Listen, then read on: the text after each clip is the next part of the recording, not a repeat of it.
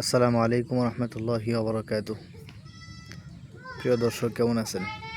আমি আছি মোহাম্মদ শরীফুল ইসলাম। আমাদের বাড়ি থেকে ভিডিওটা করতেছি।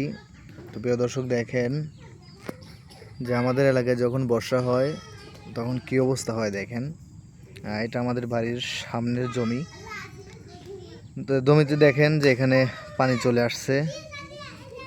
কিছুদিন আগে আমি আপনাদেরকে দেখাইছিলাম, ওই দিকের একটা খাল দেখাইছিলাম যে ওখানে যখন পানি আসছিলো তখন একটা আমি আপনাদেরকে ভিডিও দিয়েছিলাম।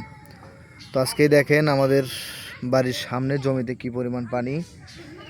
আশা করা যায় যদি আর একদিন বা দুদিন পানি বাড়ে তাহলে মনে হয় যে আমাদের বাড়ির সামনে যে একটা রাস্তা দেখা যাইতেছে, এই রাস্তায় আমাদের নামা সাধ্য হবে না। হয়তো এখানে হয়তো আধাত পানি বা এক হাত পানি, গিরা পর্যন্ত পানি অনেক সময় হয়ে যায়। তো সবাই দোয়া করবেন। আসলে আমাদের চর এলাকার চলাচল এই বর্ষা মাসে পানির জন্য আসলে অনেক কষ্টকর হয়ে যায়। তো সবাই দোয়া করবেন আমাদের জন্য, আল্লাহ তাআলা যেন আমাদের চর এলাকার মানুষের জন্য যেন বসবাস শান্তিময় হয়, সুখের হয়।